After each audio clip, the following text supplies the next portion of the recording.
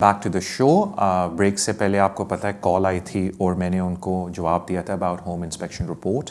उन्होंने बड़ा एक इंटरेस्टिंग सवाल पूछा कि जी जो स्पाउसल एप्लीकेशन है उनमें किन किन चीज़ों की डॉक्यूमेंट्स हमें प्रोवाइड करने पड़ेंगे। अगेन मैं पहले रिक्वेस्ट कर दूं कि जो लिस्ट है बड़ी एक्सटेंसिव है, बिकॉज अगर आप सेल्फ एम्प्लॉयड हैं डिफरेंट लिस्ट है, आप लिमिटेड कंपनी के डायरेक्टर हैं डिफरेंट लिस्ट है, आप नौकरी करते हैं डिफरेंट लिस्ट है, 6 महीने से नौकरी कर रहे हैं, साल से कर रहे हैं डिफरेंट लिस्ट है। लेकिन मैं आपको समरी दे देता हूँ। नंबर 1 जो रिक्वायरमेंट है वो है रिलेशनशिप की, कि आपकी शादी हो गई है, ज़रूर अपना एविडेंस ऑफ मैरिज भेजें। अगर शादी और एप्लीकेशन में बहुत ज़्यादा गैप आ गया तो ज़रूर एक्सप्लेनेशन भेजें कि क्यों आप इतने अरसे से उनको आपने बुलाया नहीं। इंग्लिश टेस्ट उनको पास करना पड़ता है आपकी स्पाउस को पाकिस्तान के अंदर, और टीबी टेस्ट वगैरह साथ देना पड़ता है जो मेडिकल होता है। बट इंग्लिश टेस्ट की लिस्ट आपको ब्रिटिश काउंसलेट से पाकिस्तान में मिल जाएगी, वरना वेबसाइट के ऊपर भी है। फाइनेंशियल रिक्वायरमेंट बड़ी इंपॉर्टेंट है, जिसमें आपके स्पॉन्सर को 18,600 अर्न करना है, या unless they asking for exception, या वो ये बोल रहे हैं कि जी हम एग्जेम्प्ट हैं बिकॉज हम डिसेबिलिटी लिविंग अलाउंस पे हैं, या वो बोल रहे हैं हमारे पास सेविंग है, जिसका एक प्रॉपर फॉर्मूला है जो ऑलमोस्ट 62,500 प्लस के करीब बन जाती है। और एंड में ऑफ कोर्स इंपॉर्टेंट अकोमोडेशन है, जिसमें आपको ये प्रूव करना है कि आपके घर में सफिशिएंट लिविंग अकोमोडेशन है कि आप अपने स्पाउस को रख सकते हैं। तो ये बेसिक चीज़ें जिनका आपको ख्याल रखना है। अगेन अगर आपको वेरी स्पेसिफिक लिस्ट चाहिए, depending on the case specific list चाहिए, तो आप बिल्कुल किसी भी वकील को कॉन्टैक्ट कर लें। शो के दौरान और एंड में कॉन्टैक्ट डिटेल्स आती हैं, आप उस पर कॉन्टैक्ट कर लें and one can provide that to you. Thank you so much for your call. अगले कॉलर की तरफ चलते हैं। हेलो। अस्सलाम वालेकुम। वालेकुम अस्सलाम। मैं मिसेज उमर बोल रही हूँ लंदन से। जी मिसेज उमर। जी एक्चुअली मैं वर्क परमिट वीज़ा पे हूँ और मेरी सैलरी इस वक्त 20,500 है पर ईयर या। जी और नेक्स्ट ईयर सितंबर में मेरा वीज़ा एक्सटेंशन है। लाइक अभी 3 इयर्स का था जी जी, अभी 2 वर्क इयर्स का परमिट होगा। वीज़ा, जी जी देन 2 इयर्स का नेक्स्ट सितंबर में करेंगे। जी और मैंने पूछना था कि ये 35,000 सैलरी का रूल का क्या कब अप्लाई होगा? मुझे अपनी एक्सटेंशन से पहले इसको 35,000 सैलरी करनी पड़ेगी? कब करनी पड़ेगी? या एक्सटेंशन करते वक्त करनी पड़ेगी? तो ये इसका थोड़ा सा बता दें please. Thank you so much ma'am. और सेकंड सॉरी, एक और क्वेश्चन पूछना। हेलो। जी जी, आप मुझसे एक और सवाल भी पूछने लगी थी, मैं आपका वेट कर रहा हूँ। जी जी, वो मैंने पूछना था कि मेरा बेबी बॉर्न हुआ है, तो मुझे उसका वीज़ा रिक्वायरमेंट पूछनी थी कि अगर उसका अभी उसको पाकिस्तान लेकर जाना हो तो मुझे उसका कैसे अप्लाई करना पड़ेगा, उसके लिए क्या क्या रिक्वायरमेंट्स होंगी? Thank you so much for your call. देखिए जी, पहली बात है कि जो उन्होंने लॉ में अमेंडमेंट डाली है अप्रैल 2016 में, ये बहुत पहले उन्होंने अनाउंस कर दी थी कि जी हम लोग मिनिमम टियर 2 के ऊपर, जो आप वर्क परमिट स्कीम की बात कर रहे हैं टियर 2, उस पर मिनिमम लेवल 35,000 करने लगे हैं सैलरी का, कि जो भी आपका कोड है उसके हिसाब से आपकी सैलरी हो, लेकिन मिनिमम 35,000। आपकी भी एक्सटेंशन पहले ड्यू है। आपने जो कवानीन, जब आपकी एक्सटेंशन की बारी आएगी, जो आप पे अप्लाई होते हैं, आपने उनको फॉलो करना है। As long as you fulfil those, it will not be a problem. इंशाल्लाह आपकी एक्सटेंशन हो जाएगी। जिस तरह आपको पता है कि एक्सटेंशन के बाद आपकी सैलरी एक्सपीरियंस के हिसाब से थोड़ी बढ़ जाएगी, और हिसाब से आपने पॉइंट्स के ऊपर क्वालिफाई करना है। तो क्योंकि मुझे आपका कोड नहीं पता, तो मैं ये नहीं बता सकता कि कितनी सैलरी आपके लिए इनफ होगी एक्सटेंशन के लिए। वो कोड के ऊपर डिपेंड करता है जो आपके एम्प्लॉयर ने आपको इशू किया था, and I hope during the year उन्होंने कोड चेंज नहीं किया। जहाँ तक बात है सेटलमेंट की, एज लॉन्ग एज आप 35 से ऊपर कमा रही हो, यू विल बी फाइन। और जब आप एक्सटेंशन अप्लाई करेंगी, ऑटोमेटिकली आप कोड के हिसाब से सैलरी करेंगे, तो most code already in line है विद दिस 35,000। कोई प्रॉब्लम होती है तो 35,000 का फिगर अपने दिमाग में रखें, बट वो सेटलमेंट के लिए। एक्सटेंशन पे जो कोड आपका है, जॉब का स्पेसिफिक कोड, उस पर मैटर करता है। जहाँ तक बात है आपके बच्चे की, मुबारक को, उनका PBS डिपेंडेंट वीज़ा अप्लाई होगा। उसी तरह आपको मेंटेनेंस शो करनी है और आपने उनके लिए वीज़ा अप्लाई करना है। क्या क्या स्पेसिफिक डॉक्यूमेंट्स हैं, अगेन इस वक्त फॉर्म मेरे सामने नहीं है, आप बाद में कांटेक्ट कर सकते हैं। I can give you very specific information कि ये डॉक्यूमेंट जो फॉर्म के अंदर बोले जाते हैं आप लगा दें, बट मेनली कि जी birth certificate, passport copies, certification of your passport, your BRP card कि जी मुझे इशू हुआ है, एंड ऑफ कोर्स मेंटेनेंस जो ओरिजिनल जाएगी उनको, जिसमें आप बता सकते हैं क्योंकि मेंटेन योर चाइल्ड, और उनको फिर वीज़ा मिल जाएगा in line with your visa. Thank you so much for your call. अगले कॉलर की तरफ जाते हैं। हेलो। ਹੈਲੋ ਹੈਲੋ ਭਾਜੀ, ਸਤਿ ਸ੍ਰੀ ਅਕਾਲ। ਸਤਿ ਸ਼੍ਰੀ ਅਕਾਲ ਜੀ। ਹਾਂਜੀ, ਮੇਰੇ 2 ਸਵਾਲ ਆ। ਪਹਿਲਾ ਤਾਂ ਹੈਗਾ, ਜਿੱਦਾਂ ਸਾਨੂੰ ਮੇਰੇ ਬੇਟੇ ਨੂੰ ਔਰ ਮੈਨੂੰ 2.5 ਸਾਲ ਦਾ ਵੀਜ਼ਾ ਮਿਲਿਆ ਸੀ 70 ਸਾਲਾਂ ਦਾ, ਬੇਸਿਸ ਤੇ ਠੀਕ ਹੈ। ਤੇ ਹੁਣ ਅਸੀਂ ਗਾਂ ਨਾ, ਜਿੱਦਾਂ ਪਹਿਲਾਂ ਤਾਂ ਮੇਰਾ ਬੇਟਾ ਪੜ੍ਹਦਾ ਸੀਗਾ, ਜੀ। ਤੇ ਹੁਣ ਉਹ 20 ਸਾਲਾਂ ਦਾ ਹੋ ਗਿਆ, ਤੇ ਉਹ ਕੰਮ ਤੇ ਲੱਗ ਗਿਆ ਪੜ੍ਹਨਾ ਛੱਡ ਕੇ। ਤੇ ਹੁਣ ਅਸੀਂ ਜਦੋਂ ਵੀਜ਼ਾ ਵਧਾਉਣਾ ਦਿੱਤਾ, ਤੇ ਹੁਣ ਜਿੱਦਾਂ ਹੁਣ ਅਸੀਂ ਉਹਦੇ ਪੇ ਸਲਿੱਪਾਂ ਲਾਈਆਂ, ਤੇ ਮੇਰੀਆਂ ਪੇ ਸਲਿੱਪਾਂ ਲਾਈਆਂ, ਤੇ ਮੈਂ ਜਿੱਦਾਂ ਹੁਣ ਉਹ ਏਦਾਂ ਪੁੱਛਣਗੇ ਤਾਂ ਵੀ ਉਹ ਸਕੂਲੇ ਜਾਂਦਾ ਸੀ ਅੱਗੇ, ਤੇ ਹੁਣ ਉਹ ਕੰਮ ਤੇ ਲੱਗ ਗਿਆ। ਦੂਸਰਾ ਕਿ ਇਹ ਮੇਰੇ ਫਿੰਗਰਪ੍ਰਿੰਟ ਆ ਗਏ ਹੋ ਗਏ ਆ, ਉਹਦੇ ਹਜੇ ਫਿੰਗਰਪ੍ਰਿੰਟ ਵੀ ਨਹੀਂ ਆਏ ਹੈਗੇ, 3 ਮਹੀਨੇ ਹੋ ਚੱਲੇ ਆ। ਤੇ ਜਿੱਦਾਂ ਸਾਡਾ ਕੇਸ ਅਲੱਗ-ਅਲੱਗ ਕਰ ਦਿੱਤਾ ਜਾਂ ਕਿੱਦਾਂ, ਜਾਂ ਕੋਈ प्रॉब्लम तो ना देंगे? ਹੁਣ पहली बार तो सानू मिल गया। मैं आपको बता देता हूँ। देखें, पहली बात है कि परेशान ना हुआ करें। परेशान हो जब खुदा न खास्ता रिफ्यूज़ल लेटर आपके हाथ में हो, उससे पहले परेशानी का कोई फ़ायदा नहीं कि जी वीज़ा मिलेगा नहीं मिलेगा। प्रोसेस के अंदर है, और देखें, वेट करें, सब्र करें। जहाँ तक बात है कि आपको बेटे को बायोमेट्रिक अभी तक कार्ड नहीं, लेटर नहीं मिला कि आप फिंगरप्रिंटिंग करें, वो अगर कुछ अरसे में और भी नहीं मिलता तो आप उनको चेसअप कर सकते हैं और बोल सकते हैं हमने अप्लाई की थी, एप्लीकेशन डाली थी, ये उसकी एक्नॉलेजमेंट है, तो अभी तक मेरे बेटे को BRP की रिक्वेस्ट क्यों नहीं हुई। जहाँ तक बात है कि वीज़ा मिलेगा या नहीं, देखें, मुझे ये नहीं पता कि किन बेसिस के ऊपर आपको पहले वीज़ा मिला। आपने बिल्कुल जिक्र किया कि 2.5 साल का मिला 7 साल की बेसिस पे, बट क्या एविडेंस जमा कराया था, क्या क्या आपने डॉक्यूमेंट्स जमा कराए थे, मेरे पास उसकी समरी नहीं है।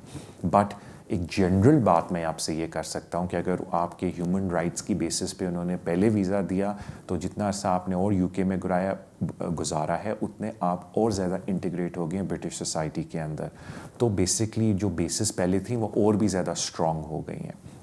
जहाँ तक बात आती है कि जी मेरा बेटा 20 साल का हो गया, तो इसका ये मतलब नहीं कि कोई अगर पहले उसके इंटरेस्ट में था UK में रहना, जस्ट बिकॉज वो अडल्ट लाइफ में घुस गया है तो अब उसकी ट्रीटमेंट डिफरेंट होगी। अगेन, मैंने जिस तरह बोला कि केस स्पेसिफिक होता है, तो मैं आपको ये नहीं बता सकता कि आपको वीज़ा मिलेगा या नहीं। सिर्फ मैं ये अर्ज़ कर सकता हूँ कि प्लीज़ सब्र कीजिए और घबराइए नहीं। अगर खुदा न खास्ता आपका रिफ्यूज़ हुआ, फिर आप हेल्प मांगिए, और रिफ्यूज़ल लेटर पढ़ के ही कोई बता सकता है कि आपके केस में मेरिट कितना है। लेकिन सिर्फ मैं आपसे इतना रिक्वेस्ट करूँगा कि परेशान ना हो, सब्र करें, वेट करें होम ऑफिस के डिसीजन का। And I wish you all the best. अगले कॉल की तरफ चलते हैं। हेलो हेलो हेलो जी। हेलो जी जी, मैं आपकी आवाज़ सुन सकता हूँ, आप अपना सवाल पूछिए। अस्सलाम वालेकुम जी। वालेकुम अस्सलाम। तारिक साहब बात कर रहे हैं? जी बिल्कुल, अपना सवाल पूछिए। जी, मेरा सवाल ये है, मैंने 2011 में मैं आया था एज ए स्टूडेंट, फिर 2013 में मैंने एक्सटेंशन करवा ली। जी। मेरा कॉलेज बंद हो गया, लेकिन उस कॉलेज बंद होने से पहले मैंने ना यूरोपियन मैरिज कर ली थी, शादी कर ली थी मैंने यूरोपियन के साथ। ओके। तो यूरोपियन शादी करने के बाद वो घर चेक करने के लिए भी आए, तो उन्होंने वहाँ पे इंटरव्यू वगैरह किया, उसका लड़की का ठीक रहा। जी। तो उसके बाद मेरे फादर की डेथ होगी, मैंने कुछ ना पुशअप करना शुरू कर दिया कि जी मैंने जाना है, मुझे जल्दी रिजल्ट दे दें। तो उन्होंने ना उसी दौरान लड़की ना अपने बैक होम गई, तो वापस ही नहीं आई जी। और उन्होंने ना मुझे रिफ्यूज़ल भेज दिया। मैंने अपील में मैं चला गया। अपील ये 31 मार्च को थी, मेरी हियरिंग आई। तो मैं हियरिंग पे मतलब मैंने मेडिकल भेज दिया, क्योंकि लड़की वापस ही नहीं आई, तो मैंने मेडिकल भेज दिया। अभी नेक्स्ट डेट तो नहीं मुझे मिली, लेकिन मेरी शादी को 2 साल से ज़्यादा हो गए हैं। तो क्या मैं 3 साल गुजारने के बाद तलाक लेके तो मैं ह्यूमन राइट्स में जा सकता हूँ या डिटेन राइट का केस डाल सकता हूँ कि नहीं? या दूसरे नंबर पे मैं अभी अगर कोई इस तरह के ह्यूमन राइट्स में चला जाऊँ कि जी मुझे वो छोड़ गई है, या इस तरह की है सिर्फ जो मैं यूज़ कर सकता हूँ? थैंक यू जी, मैं आपको जवाब दे देता हूँ। पहले माय कंडोलेंसेस, आपके फादर की डेथ हुई, एंड आई नो कि जो लोग इधर होते हैं इमिग्रेशन में, और ये बड़ा एक टफ़ डिसीजन होता है, क्योंकि आप यहाँ अपने केसेस को परस्यू कर रहे होते हैं और कोई लव्ड वन आपका पास आउट हो जाए, और सिर्फ आप नहीं, मैं और भी बड़े लोगों को जानता हूँ जो इन सिचुएशंस में होते हैं। सो आई थिंक सारों की तरफ से कंडोलेंसेस टू यू। जहाँ तक आपने अर्ज़ किया, देखिए होम ऑफिस ने आप पे इल्ज़ाम लगाया कि वो इस बात को नहीं मानते कि आप फैमिली मेम्बर हैं ईए नेशनल के, तभी उन्होंने मोस्ट लाइकली आप पे इल्ज़ाम लगाया और आपको रेजिडेंट परमिट नहीं दिया। आपके पास मौका था अपने केस को क्लियर करने के लिए जब आपको अपील मिली जिस पे आप नहीं जा सके। और ज़ाहिर बात है कि अगर आपकी स्पाउस यहाँ नहीं रहती तो टेक्निकली आप उनके साथ बेनिफिट नहीं ले सकते, बिकॉज जो कंडीशन है आपकी स्पाउस के लिए वो ये है कि वो इस कंट्री में रहें, आप दोनों इकट्ठे रहें, and she is exercising treaty rights. Because आपने ख़ुद मुझे अभी बताया कि आपकी स्पाउस छोड़ के चली गई हैं, तो that mean she is not most likely exercising treaty rights, और वो यहाँ रह भी नहीं रही। तो बेसिकली आप ये रेगुलेशंस का फ़ायदा नहीं उठा सकते। जहाँ तक ह्यूमन राइट की बात है, वो फिर आपको ये रेगुलेशन से विड्रॉ करके केस सेपरेटली ह्यूमन राइट का डालना पड़ेगा, बिकॉज ये अपील के अंदर आप ह्यूमन राइट्स रेज नहीं कर सकते। कोर्ट ने वो डिसीजन भी दे दिया है अपना रिसेंटली। लेकिन अगेन पे ह्यूमन राइट पे वही बात आती है कि आपके केस में मेरिट है या नहीं। सिर्फ ये बोल देना कि मेरी रिलेशनशिप थी और उसकी बेसिस पे मैं यहाँ रह जाऊँ, अनफॉर्चुनेटली ह्यूमन राइट्स का बार बहुत हाई है, तो वो बार अभी आप रीच नहीं करते जो आपने अपने सर्कमस्टांसेस बोले हैं। तो again I wish you all the best. और मेरे ख्याल से आपको चाहिए कि अपनी स्पाउस को फॉलो करें इन हर European country and live together, और फिर वो आपके लिए बेहतर है। Thank you so much for your call. अगले कॉलर की तरफ जाते हैं। हेलो अस्सलाम वालेकुम सर, मैंने पहले भी बात की थी आपसे। मैंने पूछा था कि मेरे 10 साल पूरे होने में जो हमारे रहते थे ना, तो मैंने एप्लीकेशन डाली ह्यूमन राइट की, तो उन्होंने मुझे अपील का राइट दिया। बिल्कुल, मैंने आपको कहा कि सेक्शन 120 के तहत आप लेकिन उनको... मैंने अपील दायर कर दी थी, उसी दौरान मैंने इंडेफिनिट, मेरे 10 साल पूरे हो गए, मैंने इंडेफिनिट की एप्लीकेशन डाल दी थी जी। तो फिर उन्होंने ना मुझे 4 माह बाद ना रिफ्यूज नहीं किया, उन्होंने मेरी एप्लीकेशन वापस भेज दी, फीस भी वापस कर दी जी कि आपकी पहले पेंडिंग एप्लीकेशन। तो अब मेरी डेट आ गई है 10 जून की, तो अब मुझे क्या करना चाहिए? वो वापस लेके नई फ्रेश एप्लीकेशन डेफिनेट की डालनी चाहिए, या क्या करना चाहिए, या अपील में जाना चाहिए मुझे? ओके, मेरे ख्याल से मैंने आपको इसका जवाब दिया था, शायद आप उस वक्त बिज़ी थे, सुना नहीं। मैं दोबारा रिपीट कर देता हूँ। मैंने आपको ये इन्फॉर्मेशन आपने अलबत्ता मुझे लास्ट टाइम नहीं दी थी कि आपने नई एप्लीकेशन डाल दी, क्योंकि अगर आपने मुझे ये इन्फॉर्मेशन दी होती मैं आपको पहले ही बता देता, जो मैंने बीच में भी जिक्र किया था कि जब आपकी अपील पेंडिंग हो आप नई एप्लीकेशन नहीं डाल सकते। Let's be very clear on that. सिर्फ अगर आपका डिसीजन होम ऑफिस ने नहीं लिया है तो उस डिसीजन से पहले आप नई एप्लीकेशन डाल सकते हैं, लेकिन जब एक दफ़ा डिसीजन ले लिया जाए उसके बाद आप अपील के अंदर हों तो फिर आप नई एप्लीकेशन नहीं डाल सकते जब तक आप अपील को विड्रॉ ना करें। और ये बात मैंने आपको पहले बोली कि एक ऑप्शन तो आपके पास ये है कि जी आप अपील विड्रॉ करें और नई एप्लीकेशन डाल दें 10 ईयर के ऊपर, बट उससे बेहतर ऑप्शन ये है जो मैंने आपको पहले भी अर्ज़ किया था कि अगर आपको होम ऑफिस ने जो उनको देना चाहिए सेक्शन 120 का नोटिस इशू किया है, तो आप उनको अंडर सेक्शन 120 अपील के अंदर अपने ग्राउंड्स को अमेंड करवाएं अपने वकील से और बोलें कि जी अब मैंने लॉफुली 10 ईयर्स भी पूरे कर लिए हैं और जो मेरी अब अपील हो वो 10 ईयर की बेसिस पे हो, ना कि ह्यूमन राइट की बेसिस पे। इसके ऊपर कोर्ट का एक केस भी है जिसमें बंदे ने आपकी तरह एप्लीकेशन डाली थी, लेकिन अपील के प्रोसेस के दौरान उसके 10 ईयर्स पूरे हो गए थे तो उन्होंने अपने ग्राउंड्स को अमेंड करवाया था। ये चीज़ मैंने आपको पहले भी समझाई थी। आई एम वेरी सॉरी अगर आपको समझ नहीं आई, लेकिन आपके लिए बेहतर ये है कि अपने वकील से मशवरा करें और अपने ग्राउंड्स को अमेंड करवाएं अंडर सेक्शन 120। अगर होम ऑफिस ने आपको सेक्शन 120 की ऑप्शन दी है जो कि देता है नॉर्मली रिफ्यूज़ल लेटर के ऊपर, उनको बताएं कि जी जो मैं अपील अब करना चाहता हूँ, मेरी सर्कमस्टांसेस चेंज हो गए हैं, अब मैं अपील ह्यूमन राइट्स पे नहीं करना चाहता, मैं 10 ईयर के ऊपर करना चाहता हूँ, आप रिकन्सिडर करें मेरी एप्लीकेशन।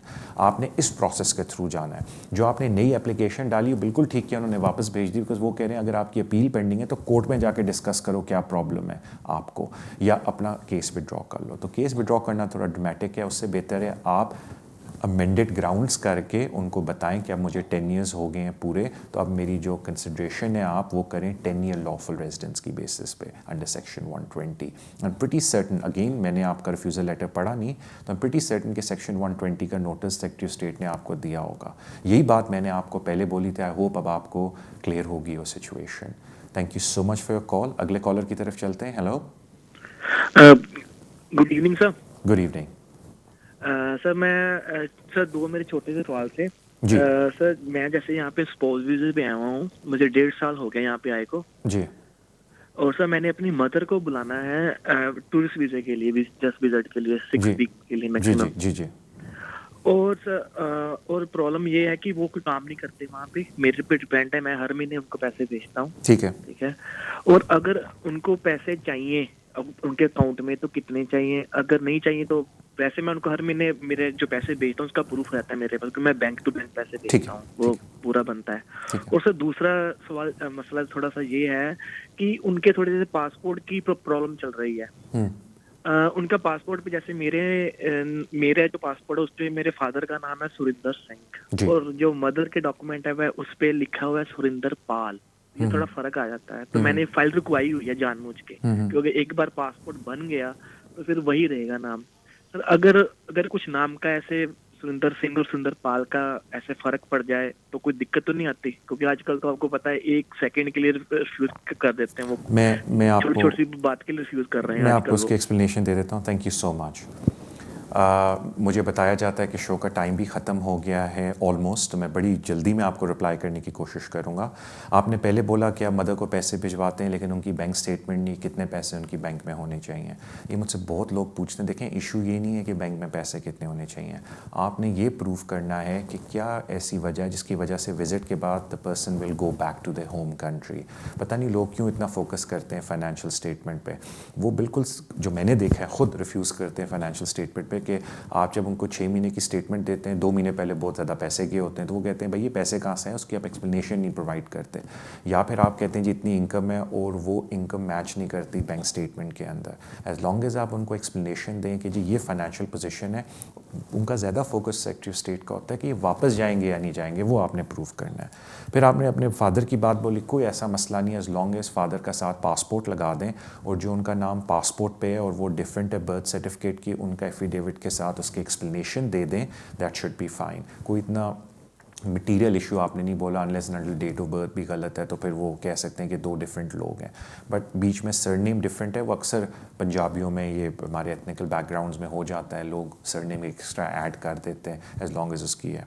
अगेन मुझे बार बार बताया जा रहा है कि हमारे शो का टाइम ख़त्म होता जा रहा है। Thank you so much today, आपके पेशेंस का, आपने कॉल किया। I want to thank Adil and Anil जो बड़े मेहनत से पीछे काम करते हैं कैमरे के।